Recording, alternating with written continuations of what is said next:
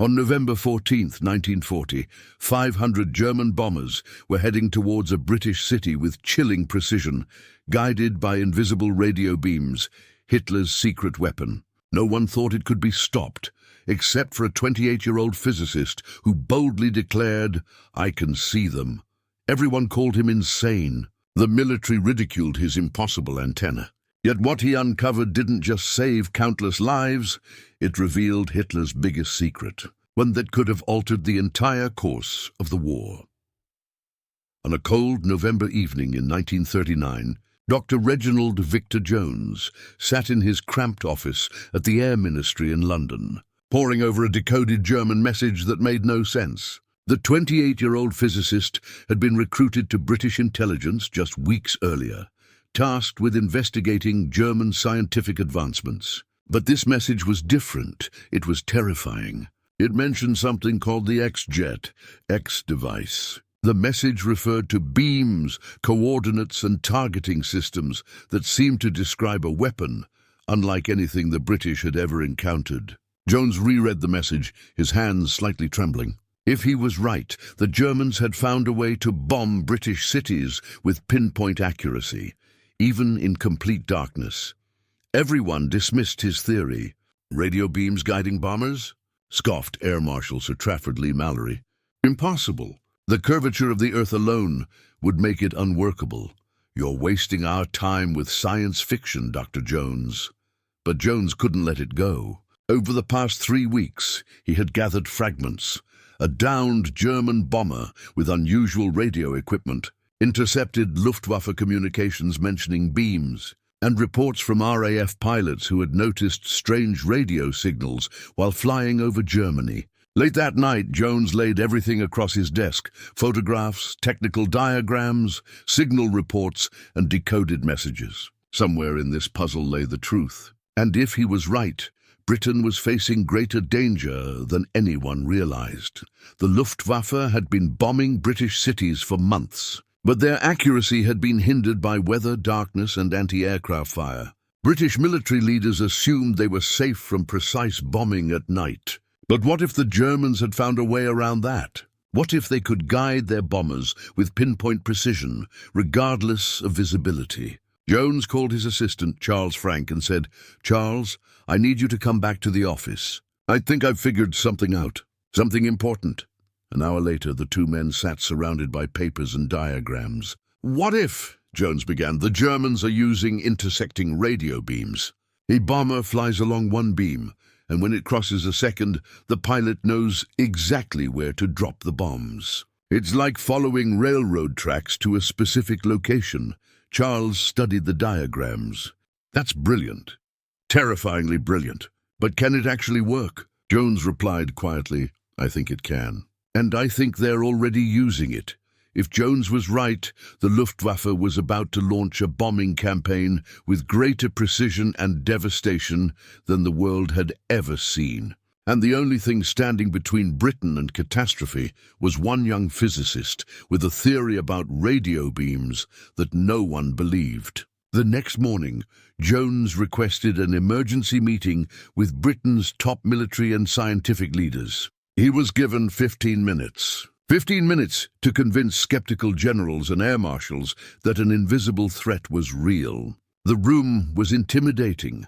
Around the table sat some of Britain's most powerful military figures, including Air Chief Marshal Sir Hugh Dowding and scientific advisor Henry Tizard. They looked at the young physicist with barely concealed impatience.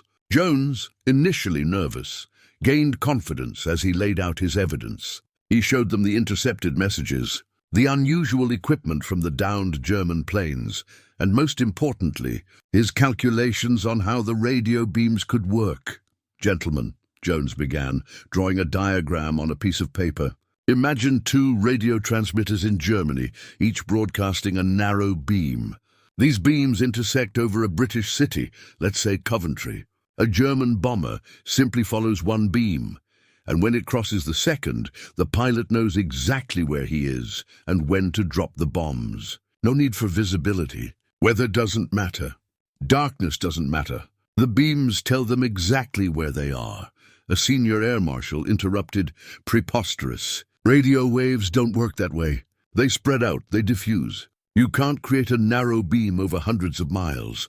But Henry Tizard, the scientific advisor, leaned in with interest. Actually, with the right frequency and antenna design, it could work. Dr. Jones, what evidence do you have that the Germans have actually built such a system? Jones presented his most convincing evidence, an interrogated German pilot who had accidentally mentioned training on a beam-guided system, catching himself too late. I need resources, Jones urged. I need aircraft with sensitive radio receivers to track these beams. I need technical support. Specialists were immediately tasked with analyzing any signals they found, and Jones urgently sought permission to develop countermeasures. Gentlemen, if I'm right, these beams are already operational, he warned. The Germans could deploy them tonight. The room fell silent as the gravity of the situation sank in. Finally, Air Marshal Dowding spoke. If you're wrong, Dr. Jones, you'll have wasted valuable resources. But if you're right, he paused, considering the implications. If you're right, every British city is at risk. You have your resources. Don't waste them. Within hours, Jones assembled a small team of scientists and radio specialists. Their mission, to find Hitler's invisible beams and stop them before they could devastate Britain's cities. The team worked tirelessly, with modified RAF aircraft flying search patterns over England, their radio receivers scanning frequencies. For 3 days they found nothing. Jones's critics grew louder. We're wasting resources on ghost hunting, complained one senior officer. But on the 4th night, everything changed. An aircraft near Derby detected an unusual signal, a steady, narrow radio beam originating from Germany, passing directly over the city. Within hours, more beams were located, all precisely aimed at British industrial centres. Jones had been right. The beams were real, and now the race was on to stop them before they were used to unleash destruction. With proof of the beam's existence, Jones and his team worked day and night to understand how the German system worked. They named it Nicarabine, based on intercepted references. The system was elegantly simple, yet devastatingly effective. The Germans had installed powerful radio transmitters along the European coast, each broadcasting a narrow beam using a specialized antenna. The genius lay in how the beams encoded directional information. Look at this, Jones pointed at oscilloscope readings. The beam isn't uniform. It's split into 2 overlapping sections. On the left side, the aircraft hears Morse code dots. On the right side, dashes. But when the pilot flies exactly in the center, the dots and dashes overlap, creating a continuous tone. It's like audio guardrails. As long as the pilot hears the steady tone, he knows he's flying along the beam.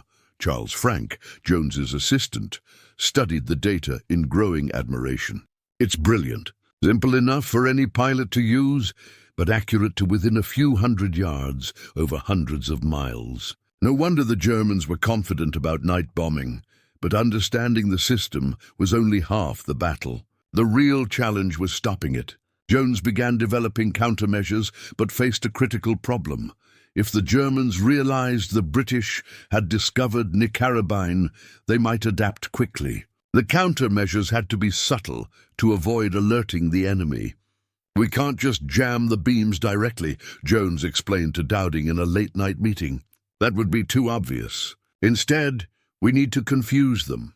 We'll transmit our own signals on the same frequency, slightly offset. To the German pilots, it will seem like their equipment is malfunctioning, and they'll drop their bombs early or late, or miss the target entirely. But they won't immediately know why. It's a strategy of deception. The British set up their own transmitters, carefully positioned to interfere with the German beams without revealing the interference. They called it meakening, leading the enemy astray with false signals. The first test came on a cloudy night in June 1940. German bombers were approaching a munitions factory in the Midlands, following the Nicarabine beam. But British transmitters were now active, sending confusing signals. The German bombers, uncertain of their position, dropped their bombs 5 miles off target in an empty field. In his office, Jones listened to the reports coming in. No damage, no casualties. The bombers had missed entirely. It had worked, but this was only the beginning. As British countermeasures began to neutralize Nicarabine, Jones discovered something even more alarming. Decoded messages referenced a new system, Xjaret, the X device. This system was different. Unlike Nicarabine's single beam, Xjaret used multiple beams in sequence.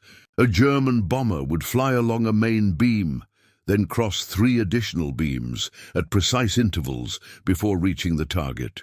The first crossbeam prepared the pilot, the second started an automatic timer, and the third stopped it. The system calculated the bomber's speed and automatically released bombs at the exact moment for maximum accuracy. "It's automated," Jones explained to his increasingly worried superiors. "The pilot doesn't even decide when to drop the bombs. The equipment does it for them. It's accurate to within tens of yards, not hundreds. And it's much harder to jam because it uses different frequencies and more complex encoding." Intelligence indicated that Xjaret was reserved for special high-value targets that had to be destroyed. The system was so secret that only elite Luftwaffe units, particularly Kampfgruppe 100, were trained to use it. Jones and his team now faced an even greater challenge. The team faced a new challenge, locating the X-jet transmitters, identifying their exact frequencies, and developing countermeasures, all while the system was already operational.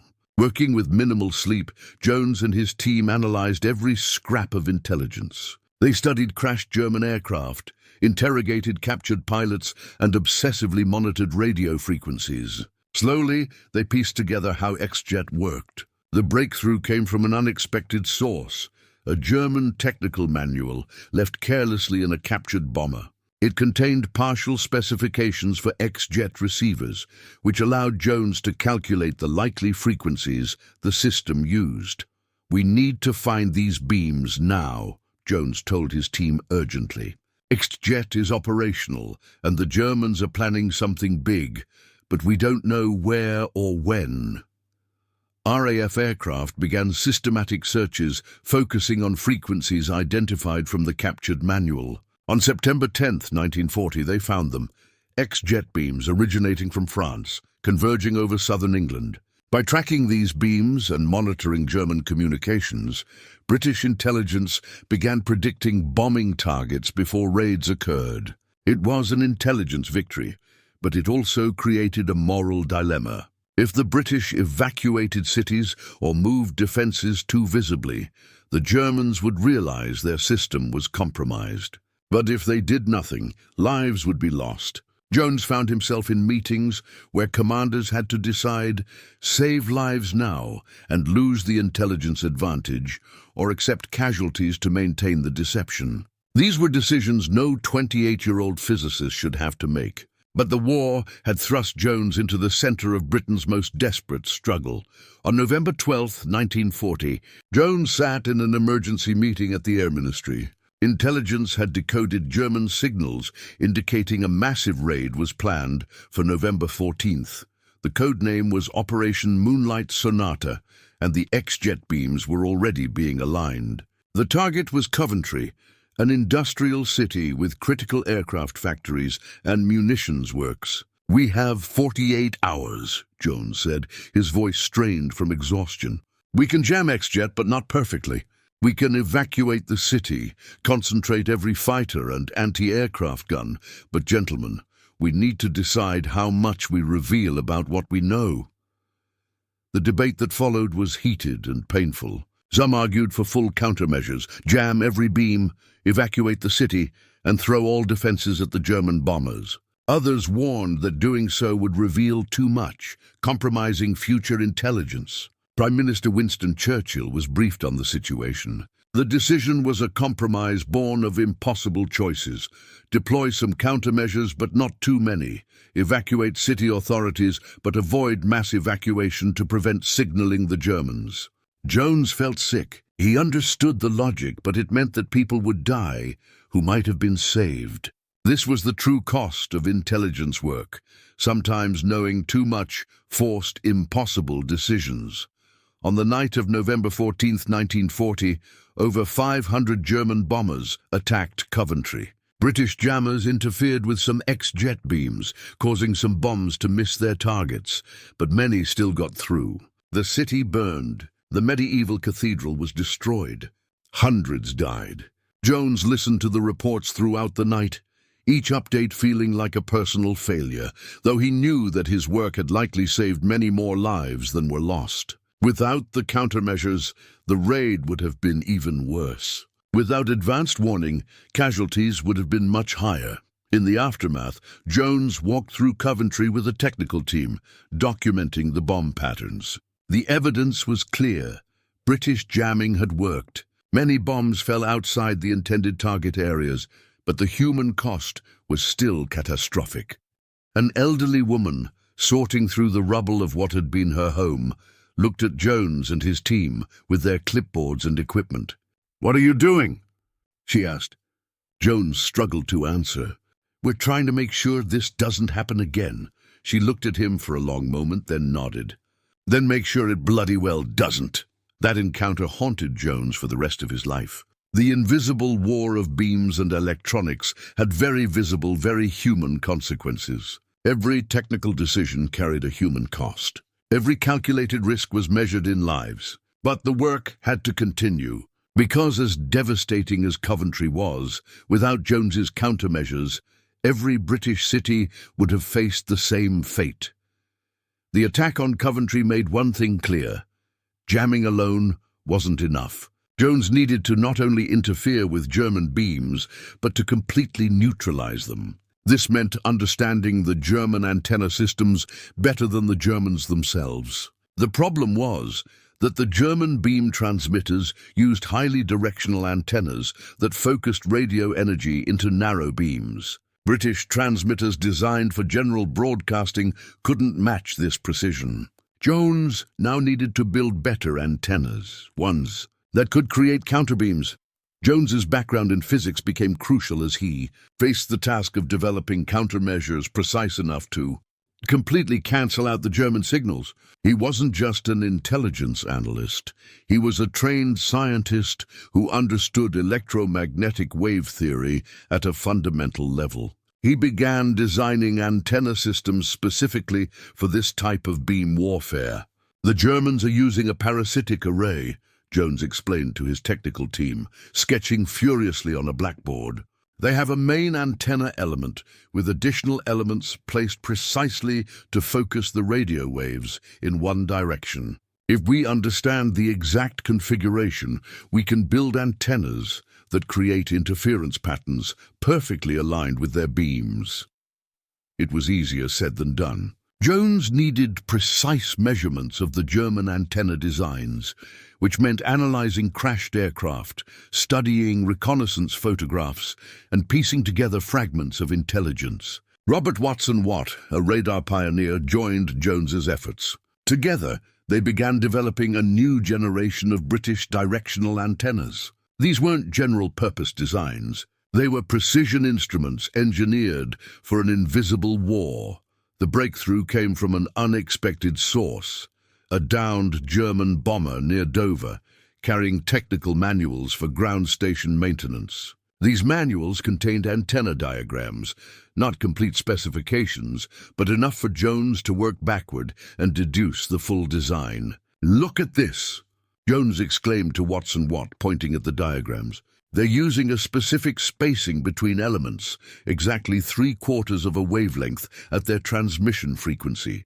That means we can calculate the exact radiation pattern of their antennas. And once we know that, we can design counter-antennas that create destructive interference right in the center of their beams."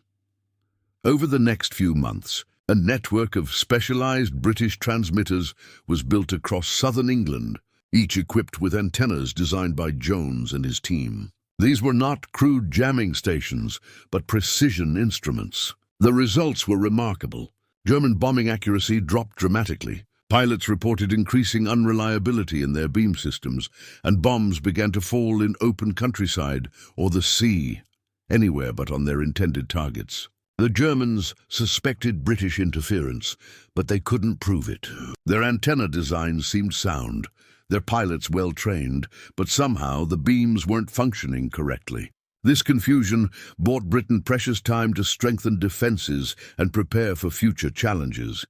Jones had turned science into a weapon more powerful than any bomb. His antennas were saving thousands of lives, protecting critical infrastructure, and eroding German confidence in their technological superiority. The Germans still didn't fully understand what was happening. Just as British countermeasures were mastering the Caribbean, Jones discovered another German system. In decoded messages from early 1941, references appeared to one, a mythological one-eyed god. Jones immediately understood the implications, a single beam system more sophisticated than anything before. The Yarret, as it was technically known, was revolutionary. It used just one highly precise beam and a transponder system in the aircraft. The beam would interrogate the aircraft's transponder, calculate its distance based on signal delay, and provide continuous range information to the bomber. This allowed extraordinary accuracy with only one ground station. "It's elegant and terrifying," Jones told Churchill during a private briefing. "With Nickrabine, we built jammers. With X-Jet, we fused their multiple beams. But Yarret is different. It's a two-way system. Jamming it will immediately alert them that we know about it. We need a different approach." Churchill, smoking his iconic cigar, studied Jones intently. "What do you propose, Dr. Jones?" Jones replied, "Deception. We don't jam their signals. Instead, we answer them. We build our own transponders to respond to their interrogation signals, but feed them false information. Make them think their bombers are somewhere they're not. It's complex, but it's our best option." Churchill smiled grimly. "You're proposing we speak to German bombers in their own language and lie to them?" "I approve. Make it happen." The technical challenge was immense. Jones and his team had to reverse engineer the Yarret transponder system without having direct access to one. They worked from intercepted signals, theoretical calculations, and clues in captured equipment using similar technology. Dr. Robert Cockburn, an electronic warfare specialist, joined the effort. Together with Jones, they designed a system they called a masking beacon, a ground-based system that could detect German Yarret interrogation signals and respond with false range information. "The beauty of this system," Cockburn explained, "is that the Germans won't immediately know anything's wrong. Their equipment will seem to work perfectly. The numbers will make sense. The bomber will appear to be where the beam says it should be, but in reality it will be somewhere else entirely." Jones and his team were now feeding the Germans false coordinates, sending them miles off target. Testing the system was nerve-wracking. They couldn't afford to get it wrong. The first operational test came when intelligence indicated a Vugaret-equipped bomber was targeting a naval base. British masking beacons activated, feeding false range data. The German bomber, confident in its position, dropped its bombs exactly where the system indicated, 5 miles out to sea. The naval base was untouched. In the days that followed, more Vugaret attacks were similarly misdirected. German Bomber Command was baffled. The system appeared flawless, yet bombs kept missing. Pilots were blamed for incompetence, and equipment was recalibrated. But the problem persisted. The Germans never fully understood what was going wrong. Eventually, they attributed the failures to atmospheric interference and technical unreliability. In reality, Jones and his team had successfully turned the most sophisticated German guidance system into a liability. By mid-1941, Jones had become Britain's secret weapon against the Luftwaffe, but his work remained classified. Most British citizens had no idea that an invisible war was being fought above their heads, or that a young physicist was saving countless lives by manipulating radio waves. The secret nearly came undone in June 1941, when a British newspaper, attempting to explain the declining accuracy of German bombing raids, published an article suggesting that the RAF had developed advanced jamming techniques. The article was vague, but it contained just enough detail to alert German intelligence. Jones was furious and terrified. If the Germans discovered the full extent of British countermeasures, They might develop entirely new systems that would take months to understand and counter. He demanded a meeting with the newspaper editor and the government's security services. "You may have just undone 18 months of work," Jones said coldly. "Every word of that article tells German intelligence what to look for. If they piece it together, thousands of lives could be lost." The government issued D-notices to suppress any further reporting on the subject.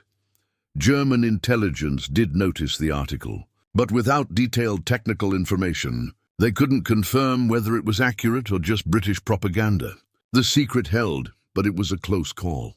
Meanwhile, Jones's team expanded. What had started as a handful of scientists had grown into a sophisticated operation with hundreds of personnel managing a network of monitoring stations, jamming transmitters, and analysis centers. They monitored every German radio frequency, analyzed every new signal, and developed countermeasures before enemy systems could become operational. In one remarkable case, Jones's team detected a new German beam system during testing, even before it was deployed in combat. By the time the Luftwaffe used it operationally, British countermeasures were already in place. The system failed so completely that German commanders assumed it was defective and abandoned it. The Invisible War had reached a stalemate. The Germans continued developing new systems, but Jones and his team kept neutralizing them. The Luftwaffe's ability to accurately bomb British targets had been effectively destroyed. In a private moment, Churchill acknowledged the magnitude of Jones's achievement. "Dr. Jones, you've given us time. Time to rebuild our forces. Time to prepare for offensive operations. Time to survive." The Battle of Britain was won in the skies. But your battle, the Battle of the Beams, was just as crucial. And you won it with mathematics and physics. Jones, characteristically modest, simply replied, "We did what needed to be done, sir. Science in service of survival." But privately, Jones understood the significance of what had been accomplished. A small team of scientists with limited resources had neutralized what should have been an unstoppable weapon. They had proven that intelligence and innovation could triumph over brute force. They had saved thousands of lives through the clever manipulation of invisible electromagnetic waves. While battling German beam systems, Jones stumbled upon something else, something potentially more dangerous than anything he had encountered before. In analyzing German radio communications and technical documents, he began noticing references to research at a place called Peenemünde on the Baltic coast. The references were cryptic, mentioning advanced weapons, rockets, and long-range bombardment. At first, Jones thought it might be related to beam guidance systems. But as more intelligence came in, he realized it was something entirely different, something far more dangerous. In June 1943, a resistance operative in Luxembourg photographed a strange document left carelessly in a hotel room by a German officer. The document made its way to Jones's desk and contained technical drawings and calculations for a massive missile capable of carrying a ton of explosives across hundreds of miles. Jones felt his blood run cold. If the Germans had developed such a weapon, it would revolutionize warfare. Unlike aircraft rockets, Jones quickly realized that the rockets, unlike bombers, couldn't be intercepted by fighters or anti-aircraft guns. They didn't need trained pilots, which made them far more efficient. If launched in sufficient numbers, rocket weapons could devastate British cities without retaliation. He immediately briefed Churchill and the military leadership. Many were skeptical. "Rockets?" scoffed one general. "This sounds like something from H.G. Wells, not serious military intelligence." But Jones had learned from the beam battle, just because something seemed impossible didn't mean it wasn't real. German engineers had already shown remarkable innovation, so why wouldn't they pursue rocket technology? Jones pushed for reconnaissance missions over Peenemünde.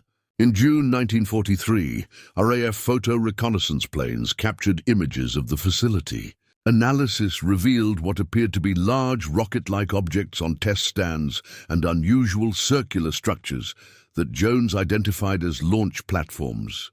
"This is real," Jones told the skeptics. The Germans have operational rocket weapons, and they're preparing to use them against us. We need to act now.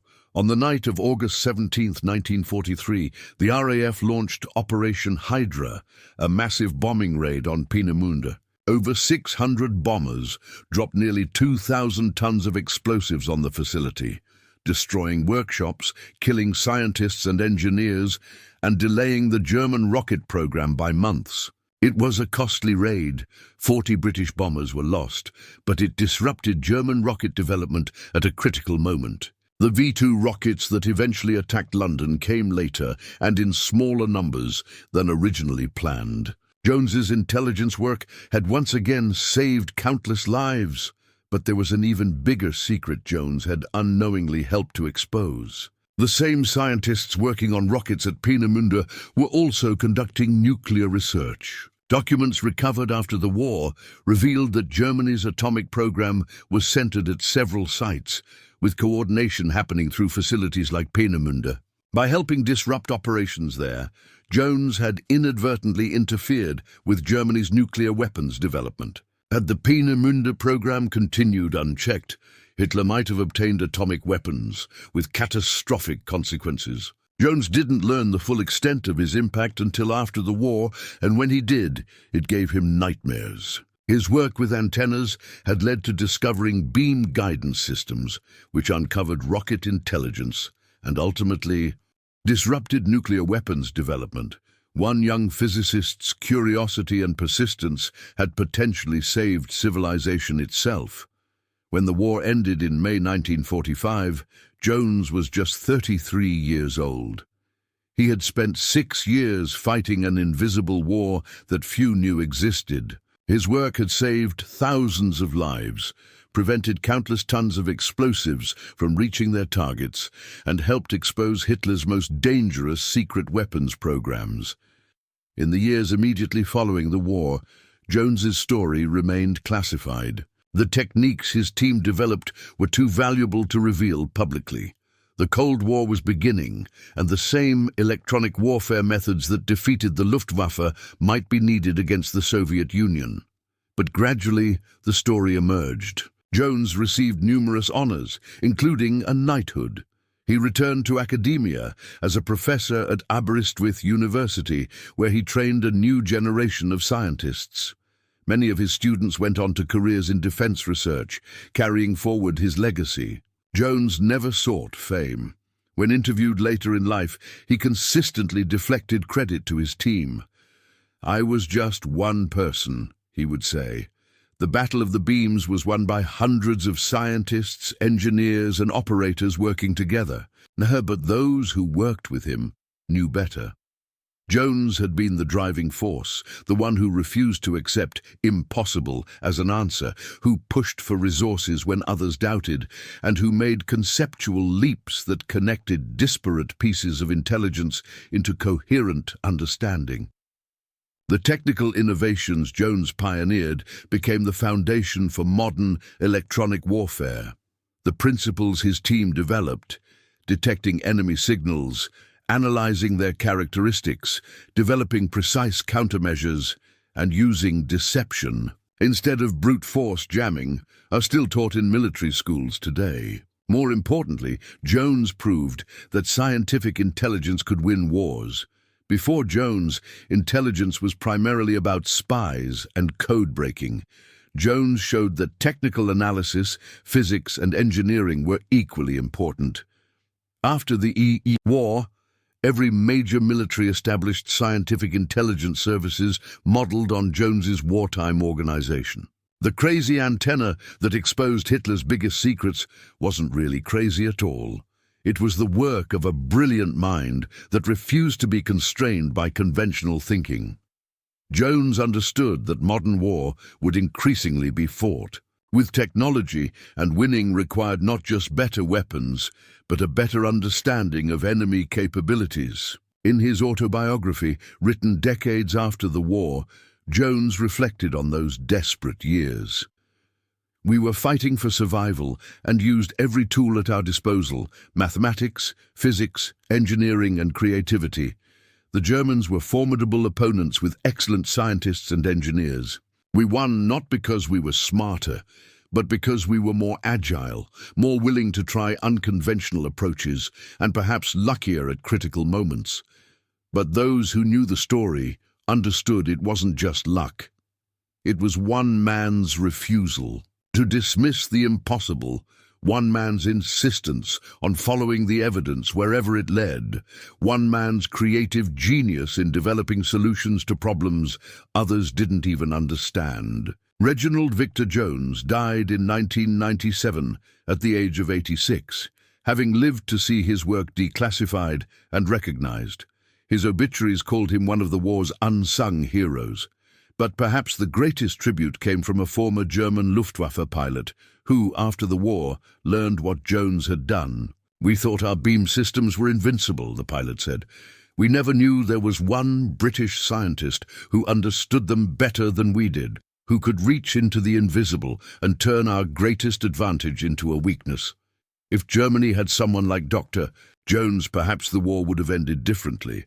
We are fortunate we did not. That may be the most profound legacy of all. Jones and his team didn't just defend Britain. They demonstrated that science, creativity, and determination could overcome any threat. They proved that one person with knowledge and courage could change the course of history. The invisible war Jones fought saved a nation. The techniques he pioneered continue to protect free societies today. And the lesson he taught, that impossible simply means not yet understood, continues to inspire scientists and engineers worldwide. Hitler's biggest secret wasn't the beam systems, the rockets, or even the nuclear program. Hitler's biggest secret was that Germany's technological superiority was an illusion, and a 28-year-old British physicist with a crazy antenna was the one who exposed it.